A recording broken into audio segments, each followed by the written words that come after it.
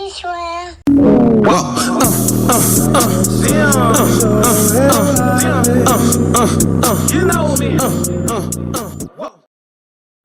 I mean, to be honest with you, that just sounds unconstitutional on its face. Oh, that's big. Like to have a law to say it. Police will do what they do. Right. You know what I mean? They'll Right. find an excuse. They're gonna get it. They're gonna get there. You know what I mean? Right. But to have a whole law, you know, it just sounds that way to me. So no, I wouldn't be for it at all. But they passing it. But they passing it though. The best case scenario is Mm-hmm. the best case scenario is not maybe not that they're trying to keep their foot on your neck. Mm-hmm. Is that they're getting an extreme amount of pressure about crime in DC. But it's all the carjackings. I mean, it's all of it.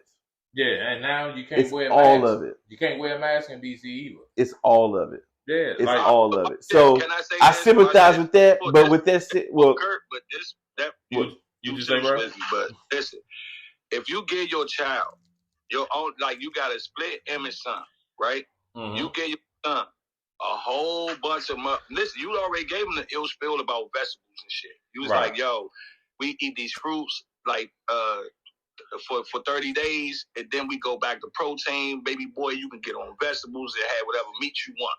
You feel me? Mm-hmm. You got him trained like that. You got him ready for the world like that. And then here come the candy fillers. Then here come come on, man, just sip this Kool-Aid, man.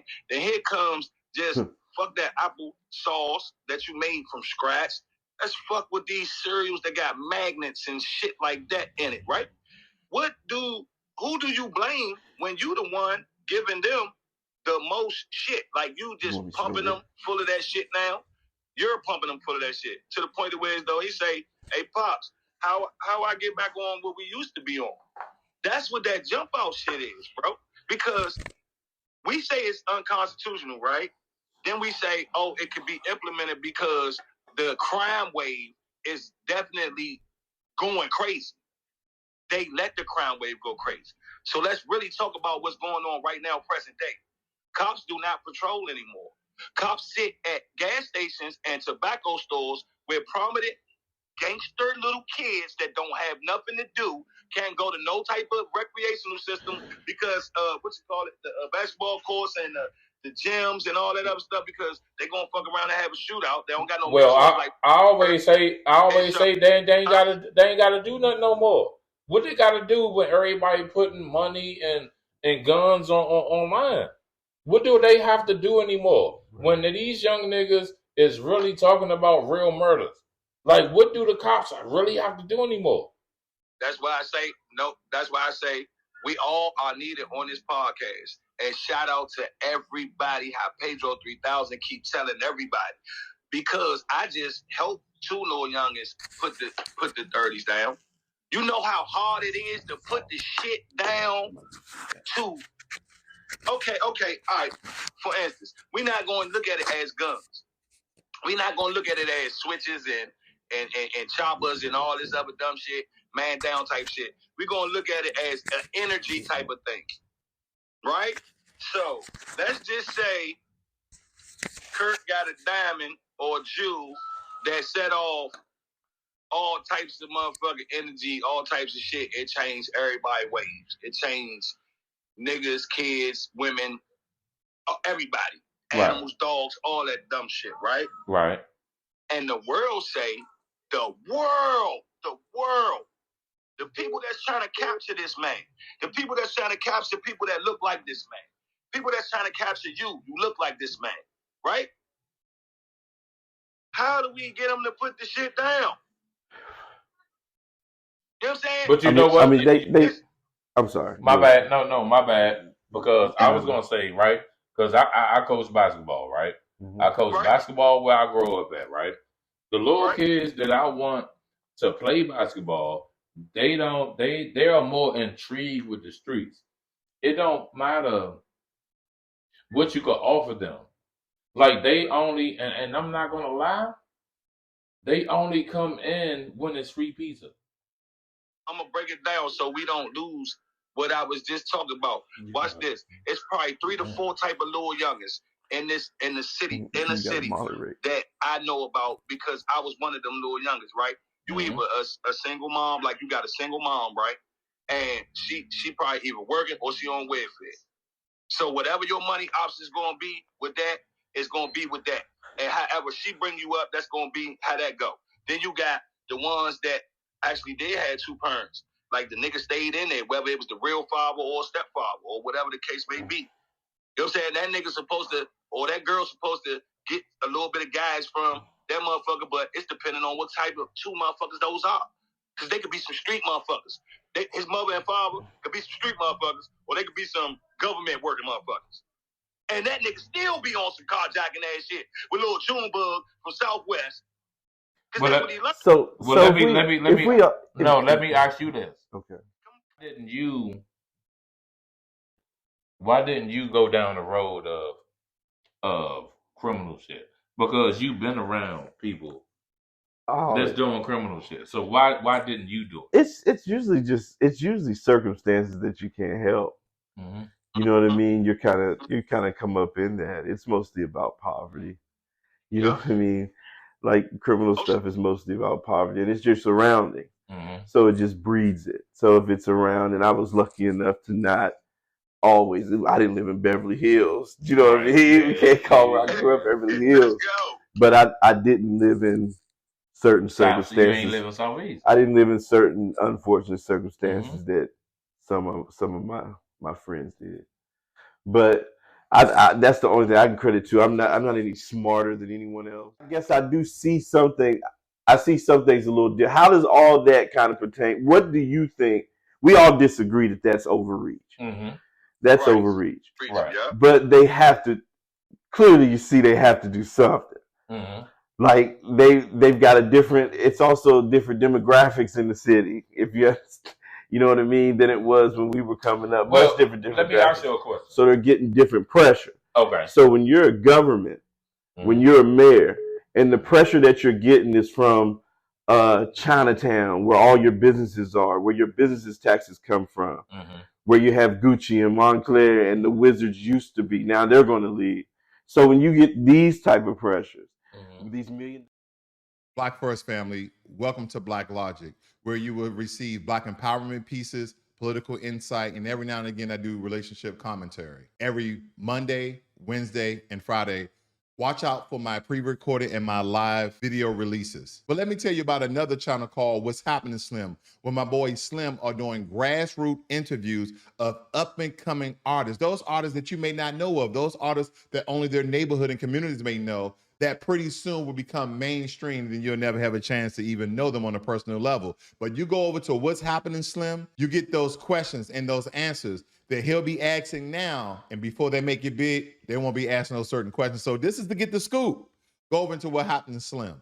Our homes in these areas, that's where government is going to pay some attention. They have to.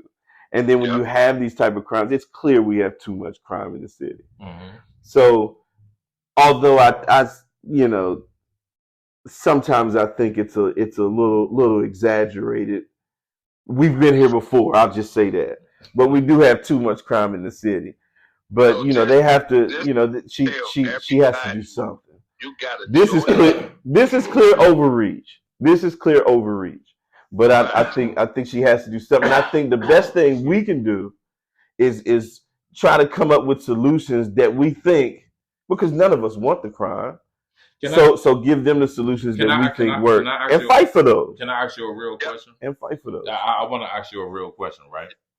So what was your feelings and what did you think when you found out your cousin, oh shit, he got locked up and then like now he gotta leave and now he got locked up again. Like this nigga just keep locking up. Like what? I mean, keep getting locked up. But what was your initial feelings as? Because not a lot of people I was know just surprised at the second what family goes through when somebody else. Because the person that's getting locked up may not feel like nobody care about them. Right. But in all actuality, people do care about them. So what was your feeling when your family member did that? The second one, I was just surprised. You said the second one? Yeah, because I think I don't want to get into, but I think the second one was somewhere else. Right? Yeah. Okay. So the second one, I was surprised because my whole thinking was, folks in certain circumstances, they gonna go through certain shit sometimes. You know what I mean? Trying to get stuff. So the first one, I sort of, what can you do when he coming home? You know what I mean? But the second one, I was just kind of, I was a little more disappointed. And I didn't even know clearly the whole circumstance. I was a kid. So, kids by nature don't have empathy, And from you wasn't a kid, you grew up so much quicker than me. You know what I mean? Mm-hmm. What was you for the first time you were locked up? How old were you, bro? 13. Yeah, like, bro, I couldn't even, I couldn't even, they don't even have, like, the doctors think that the kids don't even have it in them to be empathetic. Think about it. Your kids aren't empathetic when they're little. They can think about themselves, their entertainment, their hunger. So, but anyway, I just wasn't. And then the second one, I think I was old enough to kind of recognize, man, in different circumstances, I expected more from him. This dude is one of the best basketball players I've ever seen at that age. You know what I mean? So if he could have honed into that, I thought that's what was happening there. And then that happened, so it was a little disappointing. But And then by that time, when that happened, how old was you? 15. Yeah, so I'm 15. I'm in high school, doing a lot. 15. So that was a difficult period. No, when I left, no. How old was I? But I just don't think that, because I stayed with y'all before I left to go to Seattle. I don't think that what defines people though. Yeah, no. I don't think of it. I don't think of it like that. I don't think of the worst things you've done. Okay, so doesn't define you, and you don't have to be that. No, I'm gonna come back to that. You don't have to be that. I appreciate you for saying that it disappointed you. You know what I'm saying? Because like a lot of people be like, "Oh man, yeah, I tried to tell them this. You ain't trying to tell me shit." No. But you said no. I'm young too. I don't know what to tell you, right. But I'm disappointed. Right? You know what I'm saying? Because you're one of the best basketball players I know. But at the same time, as I got my little input on it too, because I'm here. I'm there. I'm doing it. I'm like I just said. I even interjected on you saying Swizzy one of the best basketball players. Like this, my brother, bro. I bust his ass, bro. Like he played against the best. We played against the best. We all were. I ain't gonna lie though, bro. You ain't never bust my ass. Slim, hey, Slim. I ain't gonna Hey, Slim. We ain't talking one-on-one. Oh yeah, nah, not one-on-one, but Cheney and all of them. Yeah. Because the city will talk about me. You know that. the city know who plays my bitch for real with that basketball and that football. But I'm saying to say this, I was there with him, so I didn't feel like nothing was out of the ordinary. Because we had this conversation before about if you come outside and you see a pimp with a Rolls Royce and that's all you see. Yeah. Is that what you're gonna do? Yeah. You know what I'm saying? And for real, petty crimes, regular crimes, us stopping us from getting jumped or shot or stabbed or whatever, wherever we was at because of our circumstances and stuff like that, I ain't seen nothing wrong with it. I saw it as survival. I saw it as, this is what we got to do every day we go to the bus stop? All right, cool. This is what we got to do every day to go to the store? Cool. Yeah, hell yeah. All right, so I'm going to switch gears. I'm going to switch gears for a minute. Switch gears. So, what do you think about the soldiers being killed by the drone? I feel like that's what they planned was going to be. That's what they trained all these little youngers on these Xbox and PlayStations and game systems and stuff like that. And had these little containers hiding somewhere, controlling drones, learning how to use them and synchronize. All right, so watch this. Why, because I don't know, I ain't see it yet, but why people getting killed by drones, all we seen was people celebrating with drones. Put big old congratulations and drawing shit in the sky with the drones. So they keeping your mind focused on that. Instead of however many people just got smoked by the drones. I mean, are you wondering about just the use of drones in general? Is that what we're talking about? I'm talking about how you feel about. I mean, clearly we don't want any soldiers to die, but if we're talking about drones, we all agree on that. Rest in peace. Absolutely, I know you. To their family. Yeah. No. What I'm saying is, how do you feel about, because I think on the last podcast we was talking about the movies, and that's a lot of movies now coming out now, with they using drones, and now they're really using drones to kill people. To be honest, I'm gonna be honest. Okay. Personally, I don't mind the drones. It could. And why? I think that if we're going to kill those people, okay. You know what I mean. So it just puts less soldiers at risk. That's the truth of it. I mean, maybe I'm speaking like a former, you know what I mean. But we're going to kill those terrorists. We're going to kill them. So we either got to send the colonel in, you know what I mean, or we got to send a drone. They may shoot our drone down. We'll buy another one. You know what I mean? And that's really what's going on. When we do these we're supposed to, in my mind, this is what we're supposed to do. We're not supposed to be in no big scale war, Iraq and Afghanistan. We were always send a small unit here, deal with this little thing, stop it from going crazy. But you know what I know that all these things are some, are a part of that. You know what I mean? I don't get why people.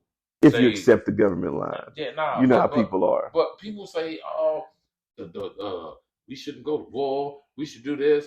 Do you know if we don't go to war, they're gonna bomb the shit out of us? Yeah.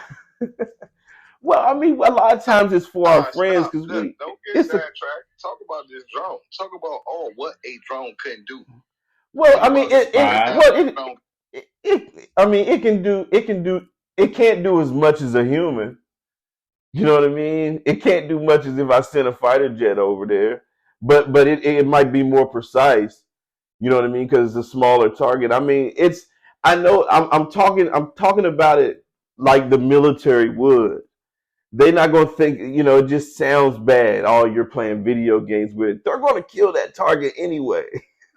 Right. There's no doubt about it. It's just I don't have to risk either a plane or humans to do it. So we talking about, and I can be surgical with it.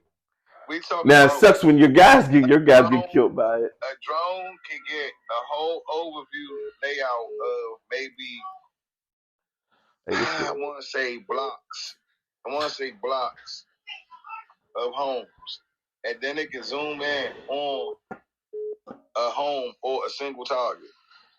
Night vision, day vision. Yeah, I mean, but a fighter jet could do that. That's what I'm saying. They're going to get to these targets. Yeah, but a fighter jet is loud. It's not that loud. It's not that loud at 60,000 feet, bro. This is stealth. These drones at are night. Stealth. And I'm talking about nano mite type small drones, bug type drones that's big as a cat, drones that's big as a mountain lion, drones that's big as a small Yugo. I think all these things can become a problem because all these things can end up in the wrong hands.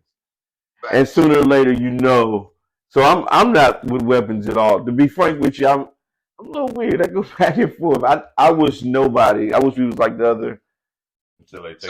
I wish we was like some other countries where you just you only own hunting rifles. Yeah, I mean people get killed by knives. You know what I mean? So it's not this mass murder that we have.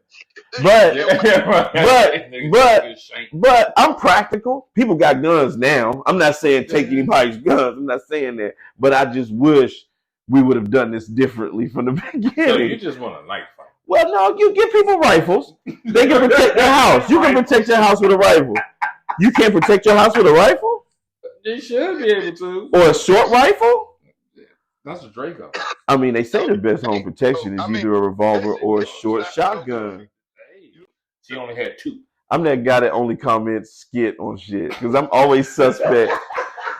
That guy that comments that shit skit. Right. I mean, I hate skits, bro. Skit. Ones you trying to, I mean, skits are cool, but ones you trying to make it like they real, I don't like those type of shit, bro. I know you. That's crazy. Give me the real. Crazy. What you would do?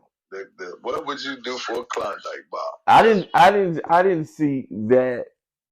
Definitely didn't see anything like to it. Them video, 3 hours. Oh, we gotta talk about now that I see the joint. I didn't hear anything she said. I just heard D.L. Hughley. We gotta talk about that because I know. I just heard D.L. Hughley. I told you to keep your ears to the street, so you ain't look at the Monique joint. I didn't. I watched it. I watched it at work. It took me so long. Hey, shout out to Club Shay Shay because you getting the interviews, I'm ain't at work. I got to work. You hear me? And I was watching that joint, man. It took me all the way till I clocked out, man, to finish it. Get home, man. I just knew we was going to talk about it on the cast. So did they talk that? I'm sorry. Just let me ask this quick. So you watched the whole thing. Did they talk the whole time? The whole time. Like sitting there for, I didn't know, was there something in between or? And then the show started. 3 hours. So what everybody is saying is that she's just complaining. Like seriously, like her Netflix was ass. I'm gonna say it. D.L. Hughley. I don't need to say allegedly. D.L. Hughley said her Netflix drank some ass. Her lawyers can't get her name right on the fucking contract. I think it's rated bad in general. She just better because once you with her and you do her right, you good. But once you don't do something for her, now you're against her and you're not one of her babies. I think they had some long standing beef about a comedy show. But you're not one of her babies. And who was going to headline in the comedy show. And there was some type of beef about that. Yeah. No, and she talked about that. I think she talked about that. Yeah, the D.L. Hughley something with his kids. Like they just been back and forth, man. I think it's funny how rich people argue with each other. If I was rich, I would have nobody to argue with. First off, I'm gonna block you. I'm the happiest man on the planet. Black female that was funny to you coming up. Like both of y'all, I'm looking at both of y'all, looking at my co-host, like really for real, Monique. But now name some other females that was lit, that was showing you stuff and teaching you stuff and making you laugh back in the day before her or while she was coming up that made you laugh. But okay, you said name some females that could have taught Monique or that did. Just name some funny females, I guess. No, but basically. I'm gonna come under fire. I'm gonna come under fire for this, and I'm not gonna lie to y'all. I'm gonna come under fire for this, and my wife know this, and she know what I'm about to say. I do not like female comedians. Female comedians are not funny to me. The only female comedians, the only female comedians that are funny to me is Dominique, some more, and I can't think of them. Oh no, I like Sarah J is cool. Sarah J cool, but I don't like it because no offense and no disrespect to none of those artists and those comedians or whoever they are. Nigga, take it how you take it. I don't know them. I think I know some more. That name some more. But listen, some more hilarious. You don't know Dominique? Dominique from DC. They didn't make me stay still for 20 to 30 minutes for however long the show was.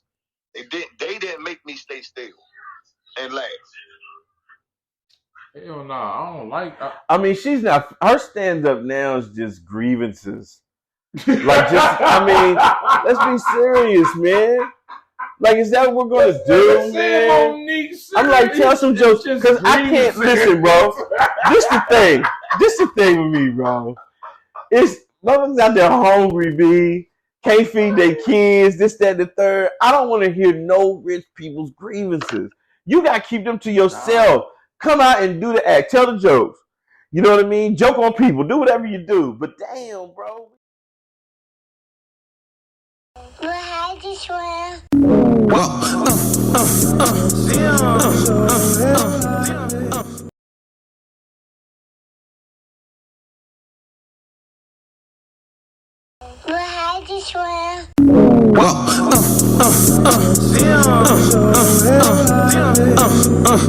You know me.